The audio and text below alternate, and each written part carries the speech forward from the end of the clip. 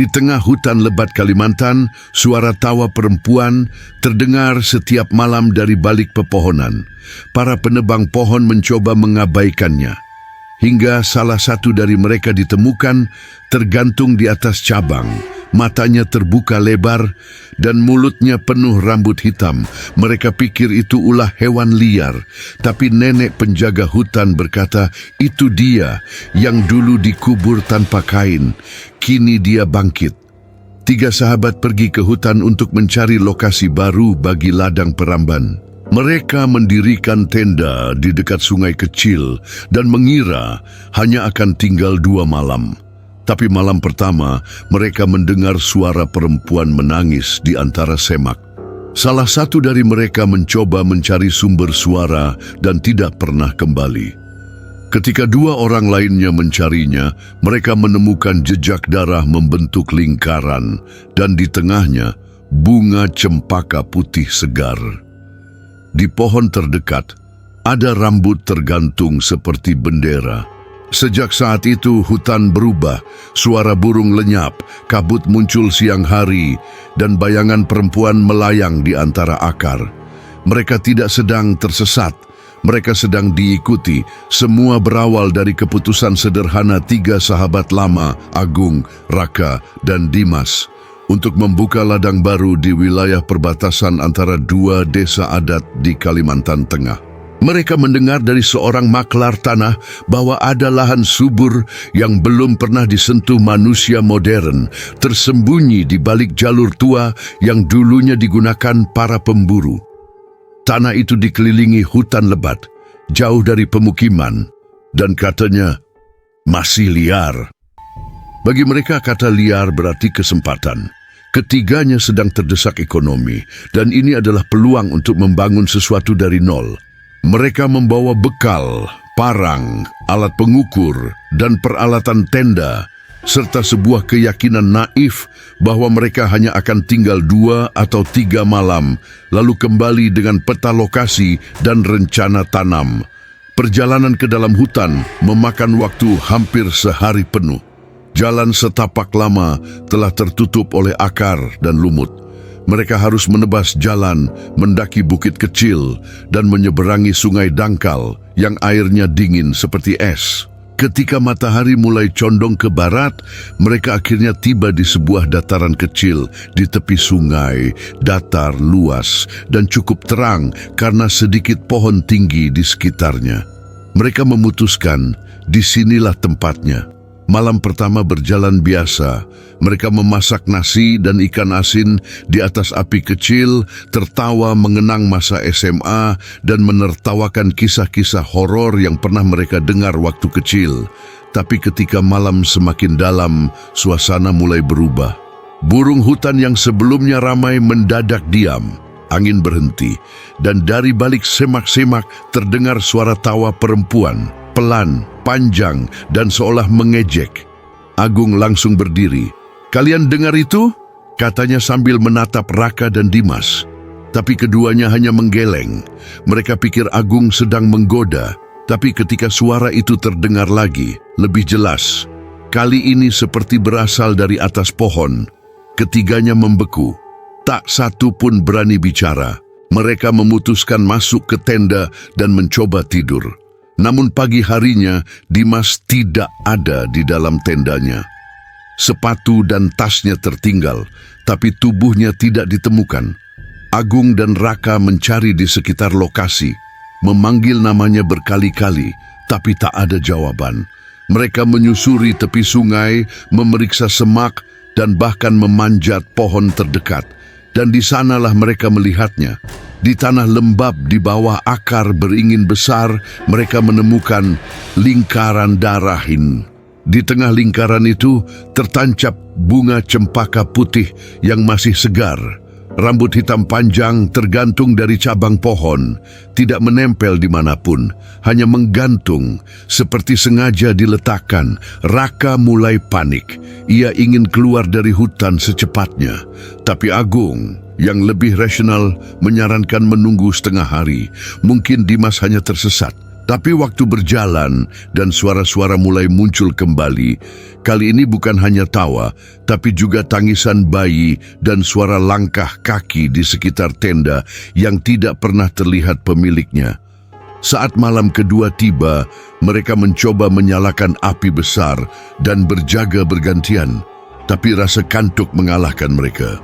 Dan ketika Agung terbangun, ia melihat sesuatu berdiri di tepi sungai. Seorang perempuan berambut panjang menjuntai ke tanah, berdiri membelakanginya, pakaiannya putih dan kusut, dan tubuhnya tidak menyentuh tanah.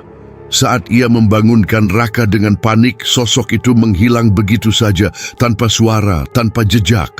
Ketika fajar menyingsing, Agung mengambil keputusan. Mereka harus keluar dari hutan, tapi jalan yang mereka lalui untuk masuk kini tidak lagi ada. Jalurnya tertutup kabut dan setiap percabangan membawa mereka kembali ke tempat semula. Hutan seperti menelan arah, membuat mereka berputar tanpa ujung. Mereka akhirnya sadar, ini bukan sekadar hutan. Ini adalah tempat yang dijaga. Dan mereka telah datang tanpa izin menginjak tanah yang bukan milik manusia lagi. Dan Dimas mungkin bukan lagi manusia yang bisa mereka temukan. Setelah 2 hari terjebak di dalam hutan, Agung dan Raka mulai kehilangan arah. Bukan hanya secara fisik, tapi juga mental. Tubuh mereka lelah, logika mereka mulai goyah, dan suara-suara dari balik pepohonan tak lagi bisa dibedakan apakah nyata atau sekadar ilusi akibat kurang tidur. Kabut tipis menggantung rendah sepanjang hari dan cahaya matahari hanya menembus seperti senter yang dibungkus kain redup ragu-ragu. Setiap malam mereka mencoba membuat api, tapi ranting yang basah dan angin yang menusuk membuat nyala api sulit bertahan. Mereka tidur dalam ketakutan, saling bersandar dengan parang di tangan masing-masing. Namun ketakutan tak bisa diusir dengan senjata. Malam itu, Raka terbangun oleh suara gemericik air. Ia membuka matanya dan melihat Agung tidak ada di sampingnya. Panik, ia bangkit dan mencari ke tepi sungai. Di sana ia melihat Agung berdiri membelakanginya, menatap sungai yang kini tidak lagi jernih. Airnya merah, bukan seperti lumpur, tapi seperti darah yang mengalir lambat. Di tengah sungai, sesosok perempuan muncul perlahan. Rambutnya terurai panjang, matanya menatap tajam, seperti binatang yang terluka, dan dari mulutnya keluar suara lirih, seperti nyanyian pengantar tidur. Raka memanggil Agung dengan suara gemetar, tapi Agung tidak bergerak. Tubuhnya seperti membeku. Ketika Raka mencoba menariknya mundur, Agung justru berbalik dan berkata, dia hanya mau bicara. Dia cuma ingin didengarkan. Raka menyadari saat itu bahwa Agung sedang tidak sadar sepenuhnya. Matanya kosong dan di bawah telinganya menetes darah. Dengan seluruh tenaga, Raka menarik Agung menjauh dari sungai. Saat itu pula, sosok perempuan di air menghilang, seolah tidak pernah ada. Tapi aroma bunga cempaka putih memenuhi udara, dan angin berhembus aneh, sejuk tapi menyakitkan. Setelah kejadian itu, Agung menjadi pendiam. Ia tidak makan, tidak bicara, hanya duduk memeluk lutut sambil menatap satu titik di tanah. Raka mencoba mengajak bicara, tapi tak ada jawaban. Ketika malam tiba, Raka mendengar Agung berbicara sendiri. Dia bukan jahat, dia dibakar hidup-hidup. Mereka yang membakar, bukan dia yang berdosa. Keesokan paginya, Raka memutuskan untuk menyusuri sungai sendirian, berharap menemukan jalan keluar. Tapi yang ia temukan justru sebuah pohon besar yang dikelilingi batu-batu bertuliskan aksara Jawa kuno. Di pangkal pohon itu tergantung sisa-sisa kain putih, sebagian hangus, sebagian penuh bercak darah lama. Ada pula gumpalan rambut panjang yang diikat seperti janin. Raka paham saat itu bahwa mereka tidak hanya tersesat di hutan biasa, mereka telah melanggar batas antara dunia yang hidup dan dunia yang dilupakan. Pohon itu, tempat berdirinya altar sederhana yang sudah hancur, tampaknya adalah titik pusat energi gelap di kawasan itu. Tempat di mana seseorang dulu mati dengan kemarahan yang belum selesai. Saat Raka kembali ke tempat mereka berkemah, Agung tidak ada. Di tempatnya duduk hanya ada bunga cempaka segar dan sepotong sisir patah. Dan kali ini, suara nyanyian terdengar dari dua arah sekaligus. Raka berdiri terpaku, menatap bunga cempaka dan sisir patah yang diletakkan rapi di atas tanah tempat Agung sebelumnya duduk. Udara di sekitarnya terasa lebih berat dari biasanya. Dan meski matahari belum sepenuhnya tenggelam, hutan sudah tenggelam dalam bayangan pekat yang tidak alami. Ia mencoba memanggil nama Agung berulang kali, tapi hanya gema sendiri yang kembali, bergema di antara pepohonan seperti suara-suara yang sedang menertawakannya. Langkahnya mulai goyah, tapi rasa tanggung jawab dan ketakutan mendorongnya untuk mencari lebih dalam. Ia menyusuri kembali jalan menuju sungai, berharap Agung kembali ke tempat kemarin. Namun yang ia temukan malah pemandangan yang membuatnya nyaris muntah. Seekor kijang tergantung terbalik dari dahan pohon. Perutnya terbelah, dan dari dalamnya keluar rambut panjang yang menjuntai hingga menyentuh tanah. Di bawah mayat kijang itu terdapat bekas tapak kaki manusia. Bertelanjang kaki, tapi jelas jejak perempuan. Raka mundur perlahan, menahan napas. Ia sadar bahwa apapun yang sedang mengintainya tidak ingin dia pergi. Dengan langkah terburu-buru, ia memutar arah menuju arah barat, berharap menemukan tepi hutan. Namun setelah berjalan hampir 1 jam, ia kembali ke tempat yang sama. Kijang tergantung itu masih di sana. Kali ini di sampingnya ada jejak kecil seperti anak-anak dan potongan baju putih yang robek. Ia mulai menangis dalam diam. Kepanikan tidak lagi meledak. Ia tenggelam dalam kepasrahan. Saat malam turun, kabut menjadi sangat tebal. Ia tak bisa melihat lebih dari 2 meter ke depan. Di kejauhan terdengar suara kayu patah, lalu suara perempuan menyanyi lagi, namun kali ini lebih jelas. Liriknya terdengar seperti tembang Jawa lama. Anakku Ojo nangis, Ibu Teko nangis, Udi rambut abang manuke ilang. Raka berjongkok, menutup telinganya, tapi suara itu justru semakin dekat. Dari balik kabut, sosok perempuan mulai terlihat perlahan. Rambutnya menutupi wajah, pakaiannya putih tapi basah dan kotor, dan di dadanya terpaku sisir patah yang sama seperti yang ditemukan di tempat Agung hilang. Di tangannya, ia menggenggam sesuatu. Kepala boneka kayu. Ia tidak berjalan, tidak melayang, tapi muncul seolah dari kabut itu sendiri.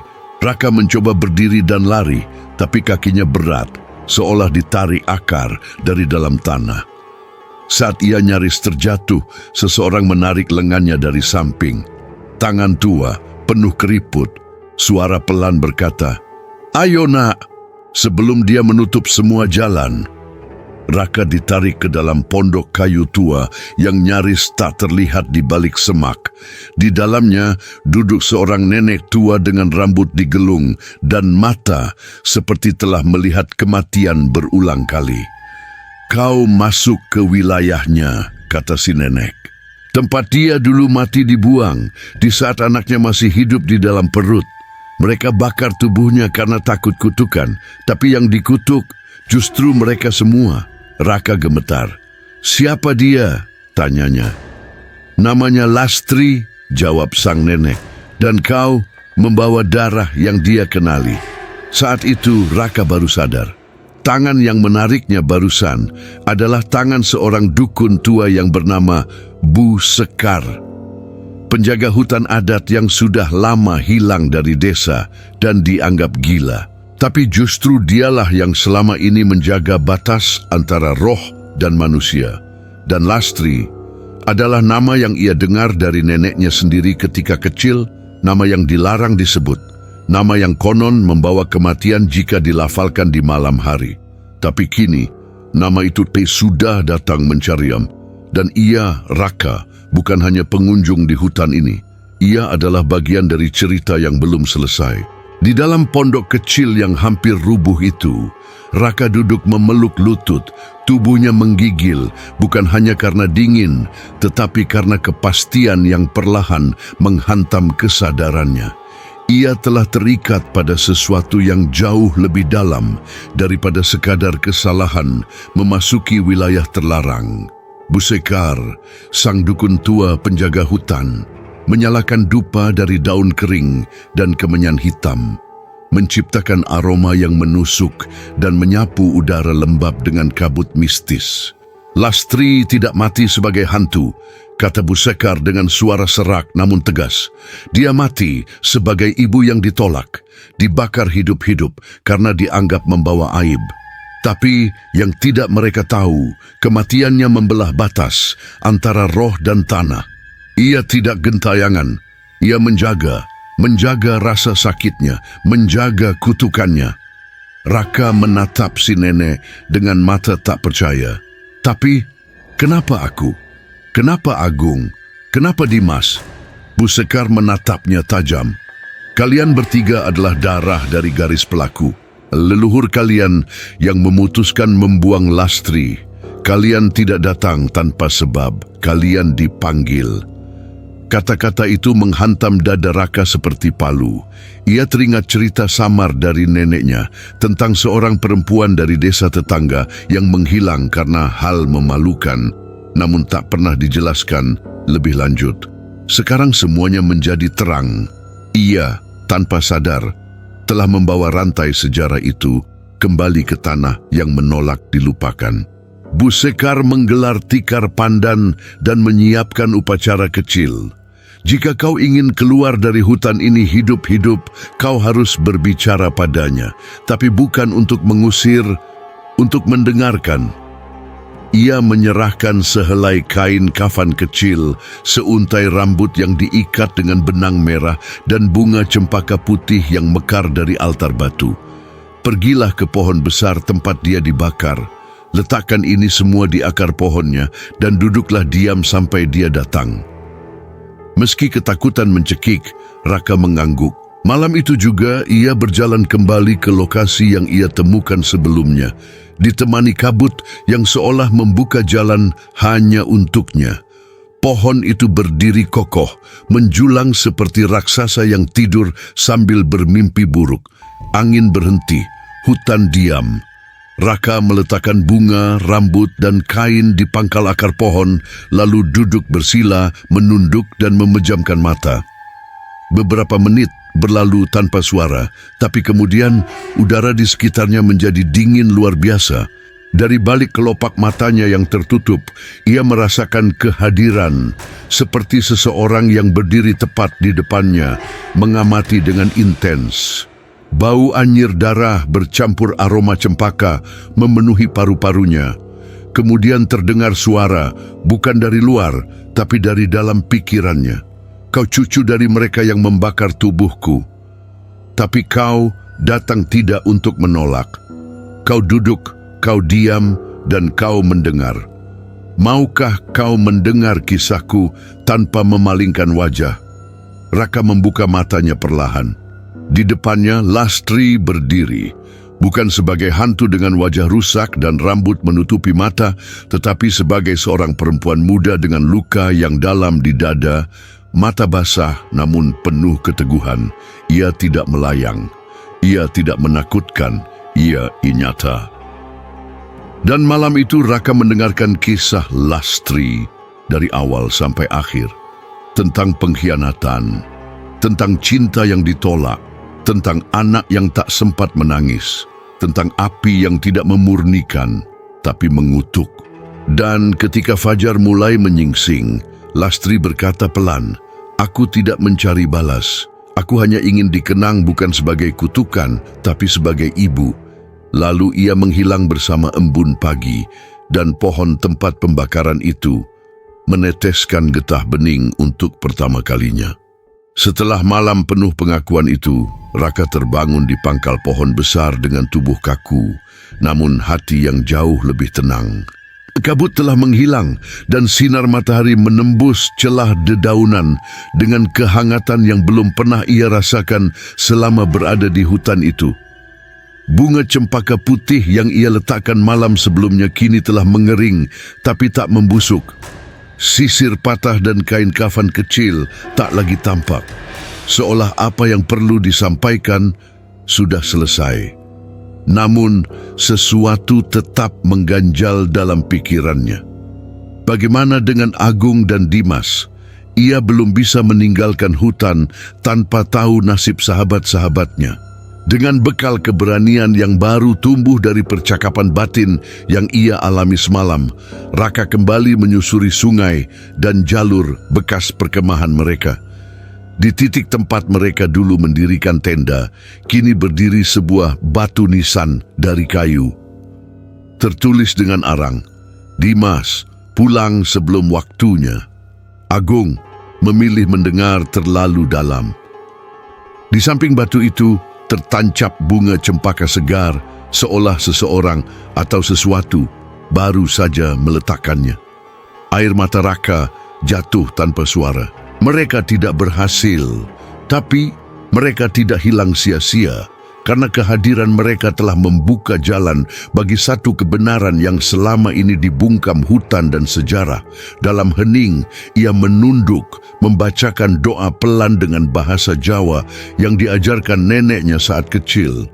Dan ketika ia selesai, angin bertiup lembut dari arah timur, seperti jawaban lembut yang menyapu pipinya.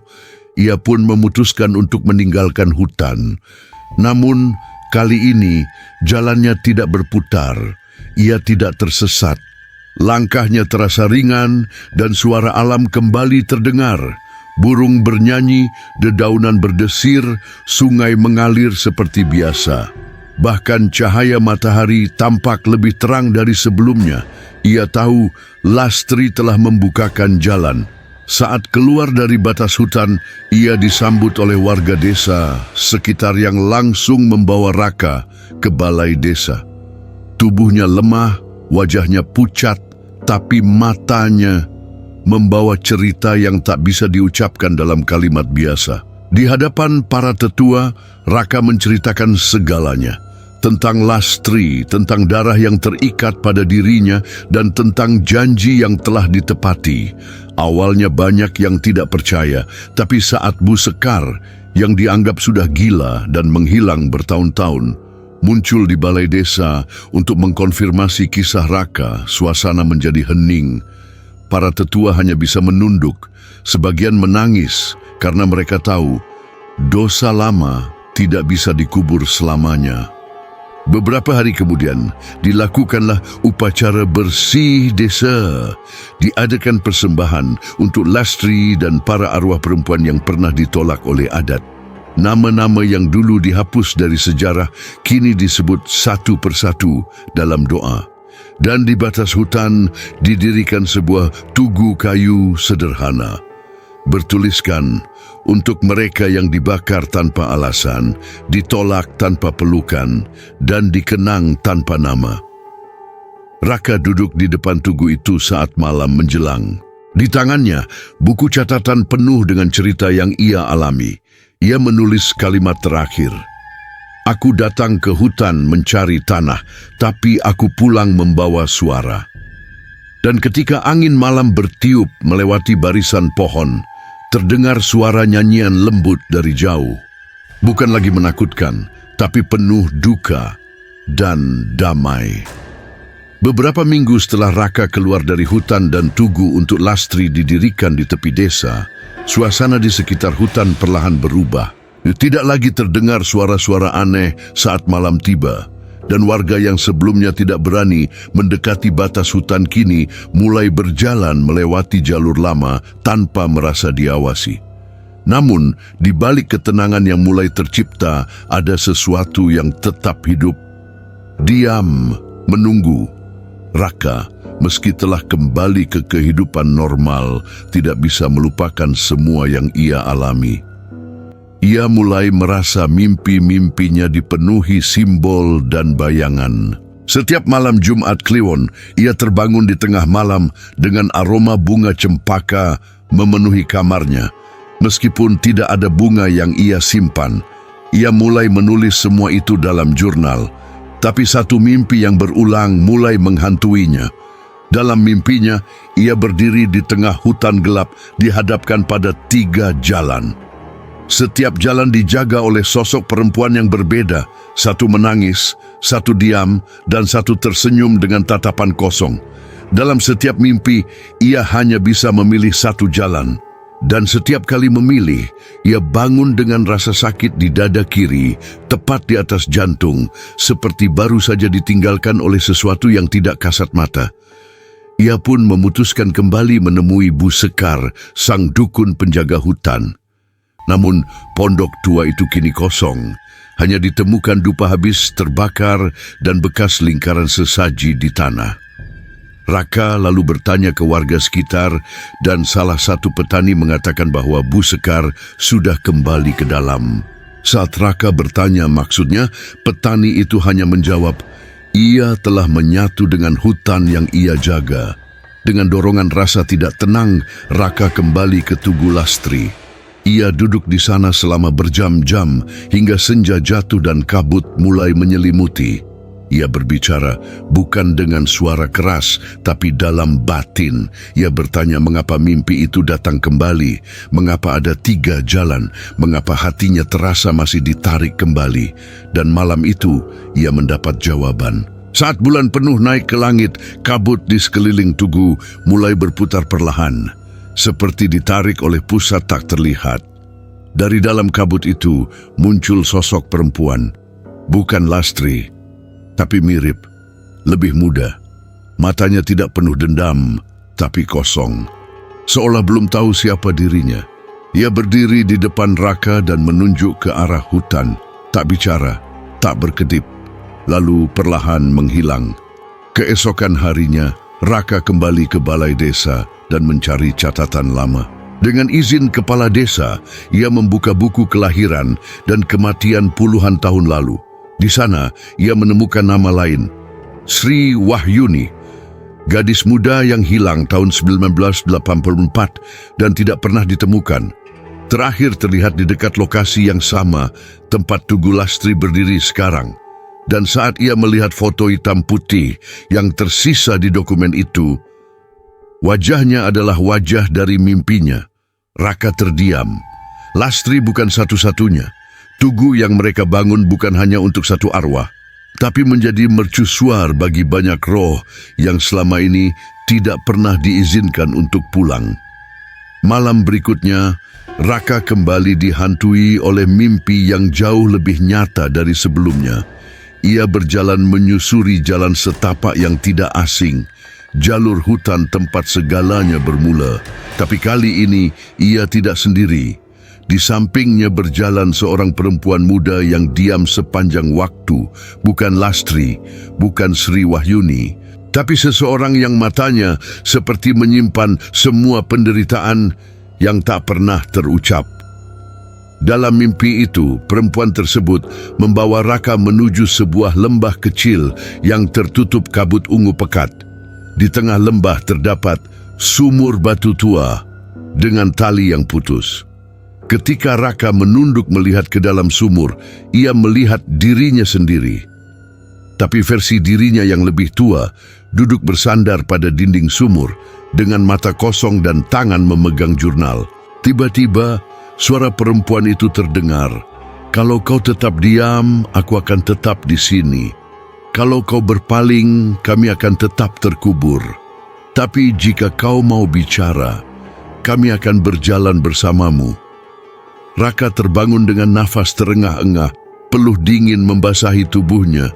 Di atas meja kecil dekat tempat tidurnya, bunga cempaka putih segar tergeletak diam. Padahal ia tidak pernah membawanya ke dalam rumah. Hari itu juga, Raka memutuskan untuk menulis ulang seluruh kisahnya. Namun kali ini, bukan dalam bentuk jurnal pribadi, melainkan sebagai sebuah cerita untuk dibacakan di depan umum. Ia meminta izin pada kepala desa untuk mengadakan malam pembacaan kisah arwah. sebuah acara ritual untuk mengenang mereka yang pernah dihilangkan dari sejarah desa. Awalnya banyak warga yang skeptis, tapi rasa penasaran dan mungkin rasa bersalah kolektif membuat balai desa malam itu penuh. Raka berdiri di depan puluhan wajah yang dulunya tak pernah peduli pada kisah-kisah hantu. Ia membuka bukunya dan mulai membaca, bukan sebagai cerita horor, tapi sebagai pengakuan sejarah. Ia membaca tentang Lastri, tentang pohon pembakaran, tentang suara di sungai, tentang Dimas dan Agung. Ia membaca tentang Sri Wahyuni dan sumur tua di dalam mimpinya. Dan setiap kali ia menyebut satu nama, ada seseorang di antara penonton yang menunduk, entah karena takut atau karena mengenal nama itu lebih dekat dari yang diakui. Ketika pembacaan selesai, suasana di balai desa sangat hening. Lalu, seorang perempuan tua bangkit, membawa kalung tua dengan liontin dari kayu hitam. Ia memberikannya kepada Raka sambil berkata, "Ini milik Sri Wahyuni. Aku menyimpannya selama puluhan tahun. Aku kakaknya, dan aku tidak pernah cukup berani untuk mencarinya." Raka menerima kalung itu dengan tangan gemetar. Malam itu, ia merasa tubuhnya ringan, seperti ada beban yang perlahan terangkat. Bukan hanya dari dirinya, tapi dari seluruh tanah yang telah lama menyimpan suara-suara sunyi. Saat ia berjalan pulang, angin malam meniup rambutnya lembut, dan di tepi jalan di bawah pohon beringin kecil berdiri 3 sosok perempuan, Lastri, Sri Wahyuni, dan perempuan dari mimpinya, menatapnya tanpa kata tapi dengan senyuman tipis penuh damai. Raka tahu mereka mendengarnya, dan akhirnya mereka tidak sendiri. Beberapa hari setelah pembacaan cerita di balai desa, suasana desa mulai berubah. Bukan dalam bentuk keanehan atau gangguan, melainkan suasana yang lebih sunyi, lebih reflektif.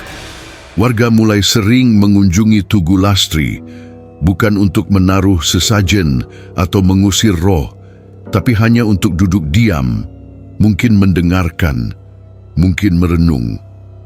Anak-anak tidak lagi dilarang bermain di dekat batas hutan, tetapi mereka diberi pesan baru.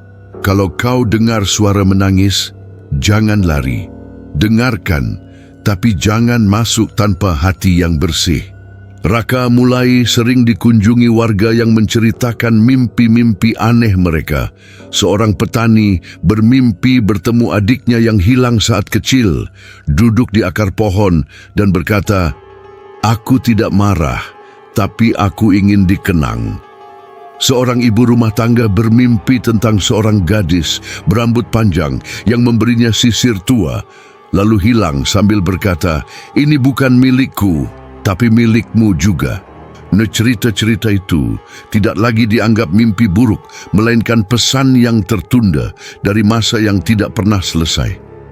Raka mulai mencatat semuanya dan akhirnya memutuskan untuk mendirikan Malam Mendengar, sebuah acara bulanan di mana warga desa berkumpul di sekitar api unggun, menceritakan mimpi, suara, atau pengalaman aneh yang mereka alami.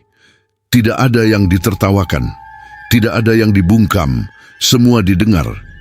Malam pertama acara itu berlangsung sunyi, tapi kemudian seorang anak laki-laki berusia 10 tahun angkat tangan dan berkata, "Aku dengar suara nyanyi dari belakang rumah nenek."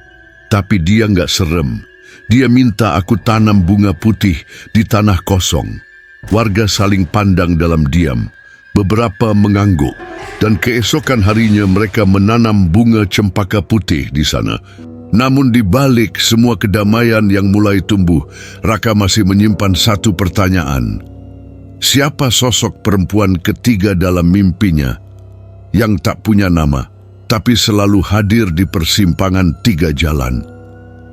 Ia kembali ke lokasi sumur tua yang pernah ia lihat dalam mimpi. Tempat itu ternyata benar-benar ada, di bagian timur hutan yang bahkan penduduk setempat jarang sentuh.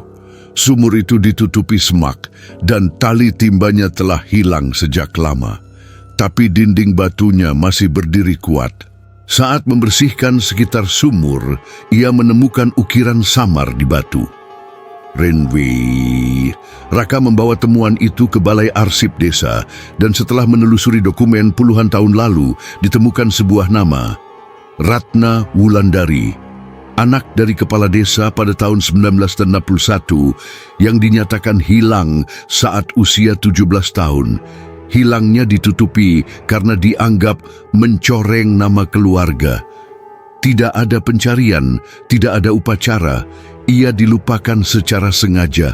Raka merasa darahnya membeku. Ia telah bertemu Ratna berkali-kali dalam mimpi, tapi tak pernah tahu namanya. Ia tak pernah menangis, tak pernah bicara, hanya menatap. Dan sekarang ia tahu kenapa.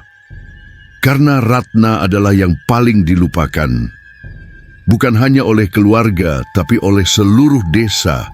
Dengan bantuan warga, Raka mengadakan ritual kecil di sekitar sumur tua itu. Tidak megah, tidak penuh sesaji, hanya pembacaan nama Ratna Wulandari. Dan permohonan maaf bukan karena takut, tapi karena akhirnya mereka siap untuk mengingat. Dan malam itu, Raka bermimpi kembali. Di mimpi itu, Ratna duduk di sumur yang sama. Tapi kali ini ia menoleh ke arah Raka dan tersenyum. Itu adalah senyum seseorang yang akhirnya diakui keberadaannya. Setelah upacara kecil untuk Ratna Wulandari di sumur tua, Raka mulai merasakan semacam perubahan tak terlihat menyelimuti desa. Hutan tak lagi terasa sebagai tempat terlarang, melainkan tempat yang layak dihormati dan didekati dengan hati yang bersih.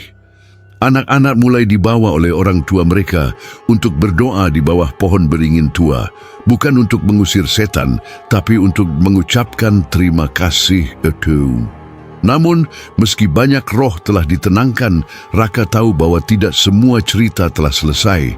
Malam itu, ia duduk di ruangannya dengan jurnal di tangan, menatap kalung milik Sri Wahyuni yang tergantung di jendela. Angin malam bertiup pelan dan cempaka putih yang ia taruh di vas mulai layu. Tepat ketika jam menunjukkan pukul 2 pagi, pintu rumahnya diketuk. Pelan tapi ritmis, seolah tahu bahwa ia terjaga. Ketika ia membuka pintu, tidak ada siapapun, hanya angin. Tapi di lantai depan ada potongan rambut yang diikat dengan benang merah dan sehelai kertas tua yang sudah menguning. Di kertas itu tertulis, yang terakhir belum bicara, dia bukan roh, dia bukan hantu, dia penjaga pintu.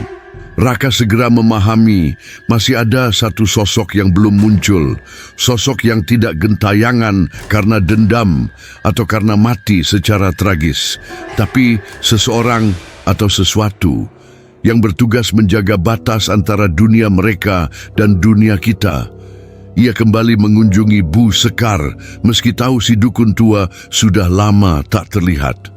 Namun saat ia tiba di pondok tua itu, kali ini ada asap tipis mengepul dari dalam. Dengan jantung berdebar, ia masuk. Di dalam, Bu Sekar duduk bersila, mata terpejam, seperti sedang berada di antara dua dunia. Tanpa membuka mata, Bu Sekar berkata, "Kau sudah membuka 3 gerbang, tapi yang keempat adalah penjaga, dan dia tidak suka ketika batas dilanggar terlalu banyak."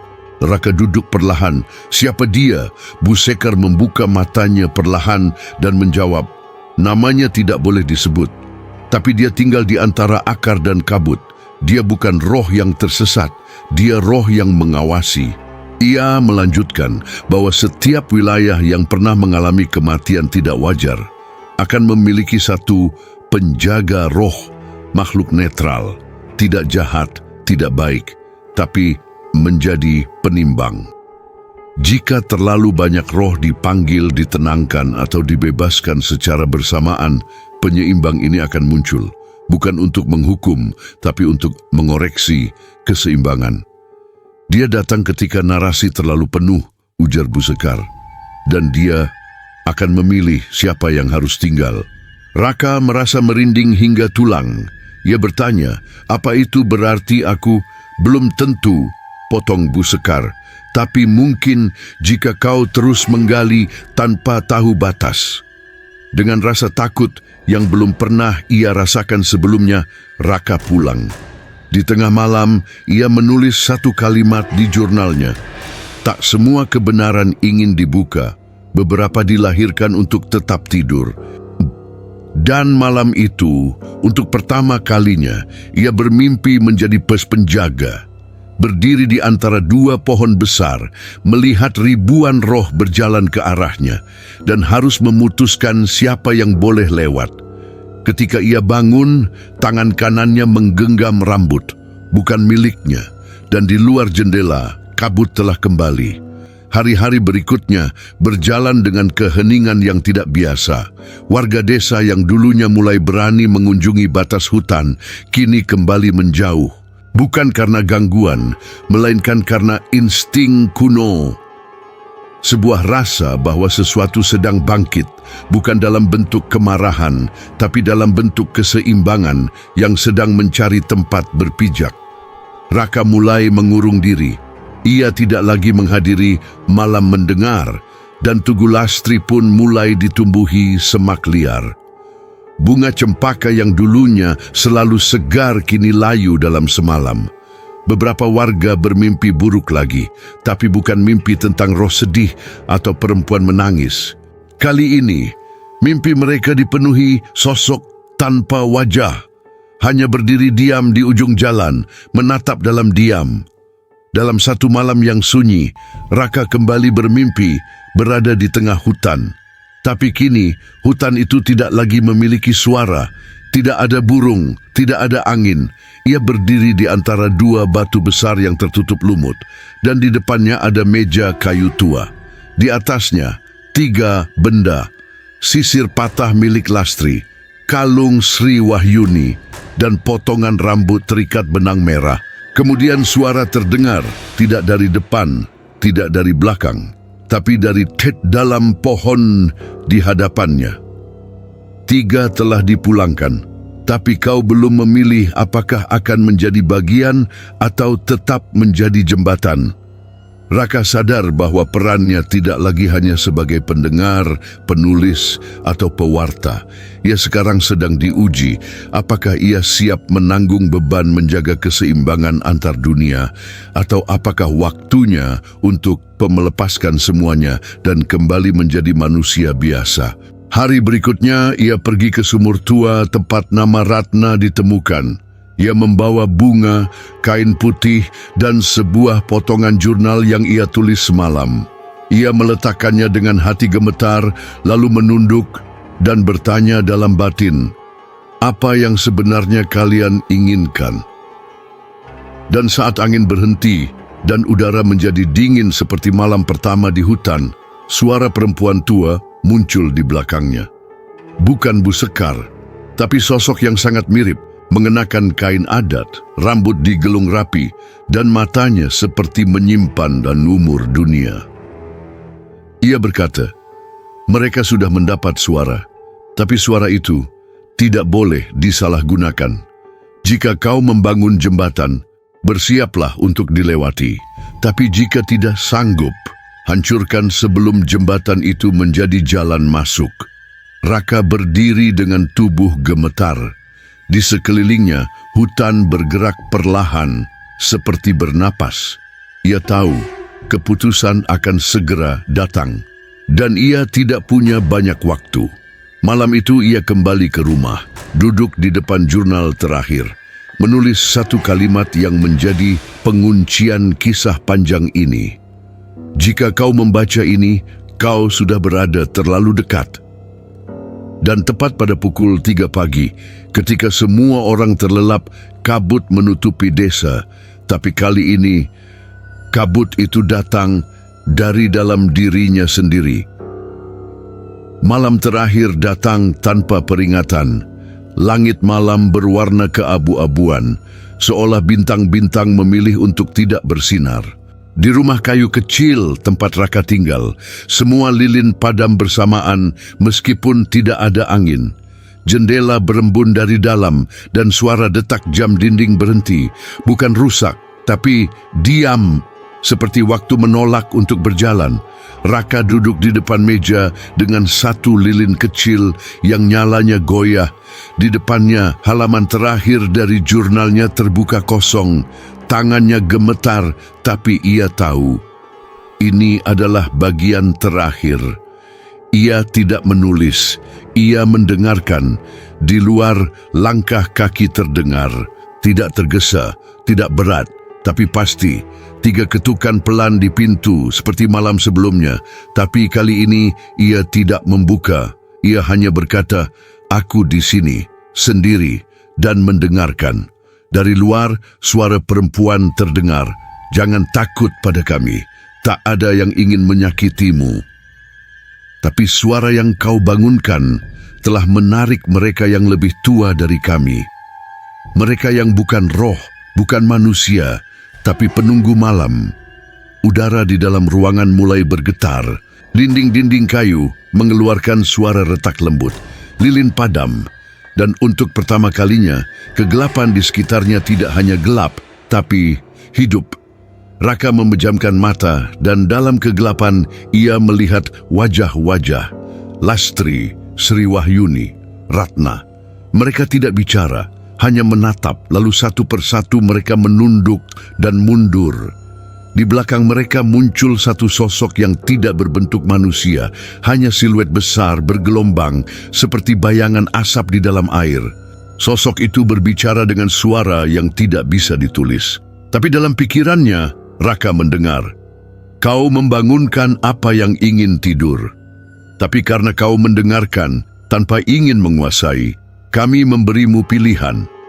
Menjadi penjaga suara atau melupakan semuanya." Dalam hening, Raka membuka mata. Ruangan masih gelap, tapi hatinya tidak. Ia tahu semua yang telah terjadi bukan hanya tentang roh, tapi tentang memori yang ditolak, kisah yang dibungkam, dan kebenaran yang terlalu tua untuk diceritakan dengan lidah manusia. Ia mengambil pena dan menulis, "Aku memilih mendengar dan diam ketika waktunya datang." Ketika fajar menyingsing, rumah Raka kosong, tapi di atas mejanya tergeletak jurnal lengkap. Di halaman terakhir, tulisan itu berubah, bukan lagi tinta biasa, tapi ukiran halus di atas kayu, seperti ditulis dengan waktu sendiri.